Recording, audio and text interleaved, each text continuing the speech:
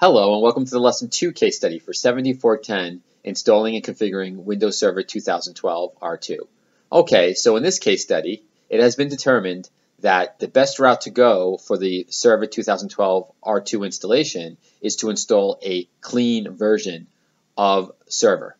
And now the next steps are to initially configure Server 2012 R2. And the program you're going to use to do that is called Server Manager. And with Server Manager, you actually have two interfaces that you can use to start configuring Server 2012. One is a graphical user interface, or GUI, also pronounced as GUI, and another one is a command line interface, or CLI. And as you may or may not know, there are a lot of people, especially I like to call them old timers from the 70s and dare I say even the 80s, who are very fluent in command line interfaces. And those people may choose to actually use a command line interface to start the initial configuration of Server 2012 in this case. And the reason being is because command line interfaces actually allow you to more efficiently input commands into the operating system to start running processes or start invoking certain processors and other features of the operating system.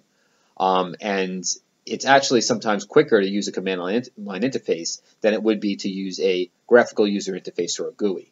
GUIs sometimes can take time to go through menus, and since GUIs are object-oriented, you're using options on menus, you're clicking on things, you're using the mouse, you're using pointers. That takes actually more time than just memorizing some commands you can type at a command line interface.